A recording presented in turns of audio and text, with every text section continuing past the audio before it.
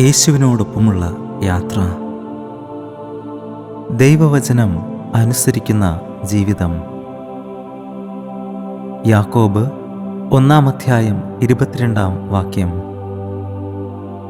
എങ്കിലും വചനം കേൾക്ക മാത്രം ചെയ്തുകൊണ്ട് തങ്ങളെ തന്നെ ചതിക്കാതെ അതിനെ ചെയ്യുന്നവരായും ഇരിപ്പിൻ.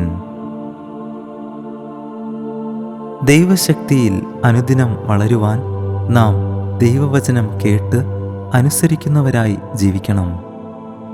ദൈവവചനം പ്രാവർത്തികമാക്കുന്ന ജീവിതം നയിക്കണമെന്നാണ് ദൈവം നമ്മെക്കുറിച്ച് ആഗ്രഹിക്കുന്നത്. നമ്മുടെ ഹൃദയത്തിൽ വിതയ്ക്കപ്പെടുന്ന ദൈവവചനം ആഴത്തിൽ വേരൂന്നി വളർന്ന് അനുദിനം ഫലം കായ്ച്ചുകൊണ്ടിരിക്കണം. ദൈവവചനത്തിലൂടെ ദൈവം നമ്മോട് സംസാരിക്കുമ്പോൾ വചനം കേൾക്ക മാത്രം ചെയ്യാതെ പ്രവൃത്തിയിലും കൊണ്ടുവരണം. ദൈവവചനം നാം കേൾക്കുമ്പോൾ നമ്മുടെ ഹൃദയങ്ങളെ നല്ല നിലങ്ങളായി ഒരുക്കി ദൈവവചനം സ്വീകരിക്കുമ്പോൾ അത് നല്ല ഫലം പുറപ്പെടുവിക്കുന്നു. കാലിന് ദീപവും പാതയ്ക്ക് പ്രകാശവുമായി വചനം വഴി കാണിക്കുമ്പോൾ അതിൻ പ്രകാരം നമ്മുടെ ജീവിതത്തെ ക്രമീകരിച്ച് ദൈവം കാണിക്കുന്ന പാതയിലൂടെ നമുക്ക് നടക്കാം. മത്തായി എഴുതിയ സുവിശേഷം 7:24 കർത്താവ് നമ്മെ ഇങ്ങനെ പഠിപ്പിക്കുന്നു: ആകയാൽ എൻ്റെ ഈ വചനങ്ങളെ കേട്ടു ചെയ്യുന്നവൻ ഒക്കെയും പാറമേൽ വീട് പണിത ബുദ്ധിയുള്ള മനുഷ്യനോടു തുല്യനാകുന്നു.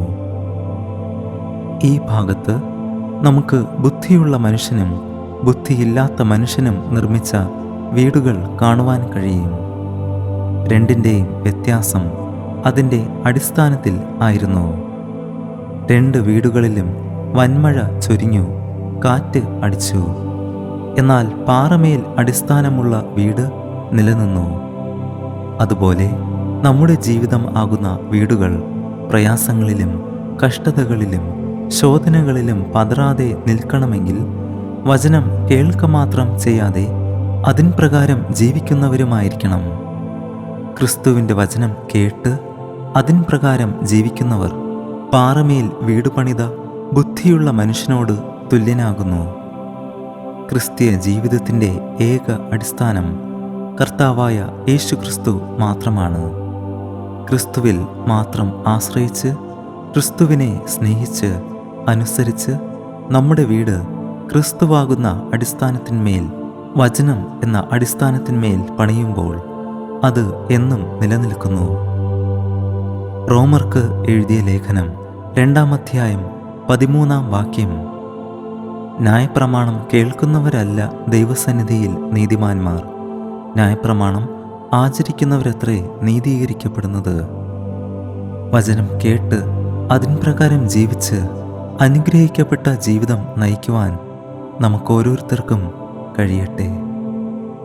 യോഹന്നാൻ എഴുതിയ സുവിശേഷം 10:26 കർത്താവ് നമ്മെ ഇങ്ങനെ ഓർമ്മിപ്പിക്കുന്നു: എൻ്റെ ആടുകൾ എൻ്റെ ശബ്ദം കേൾക്കുന്നു. ക്രിസ്തുവിൻ്റെ ആട്ടിൻകൂട്ടത്തിലുള്ളവർ മാത്രമാണ് ദൈവശബ്ദം കേട്ട് അനുസരിച്ച് ജീവിക്കുന്നത്. യേശുവിനോടൊപ്പമുള്ള ഈ യാത്രയിൽ നമുക്ക് അത്യാവശ്യം വേണ്ടുന്ന ഒരു ഗുണമാണ് വചനം കേട്ട് അനുസരിക്കുക എന്നത്. അനുസരണമുള്ള വിശുദ്ധ ജീവിതം നയിക്കുവാൻ ദൈവം തൻ്റെ പരിശുദ്ധാത്മാവിലൂടെ നമ്മെ സഹായിക്കട്ടെ. നമുക്ക് പ്രാർത്ഥിക്കാം.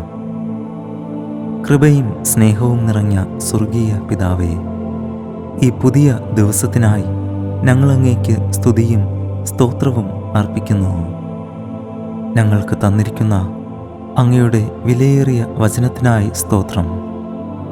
വചനം കേട്ട് അതിൻ പ്രകാരം ജീവിക്കുവാൻ ഞങ്ങൾക്ക് അനുസരണമുള്ള വിനയമുള്ള ഹൃദയം ഞങ്ങളിൽ സൃഷ്ടിക്കണമേ.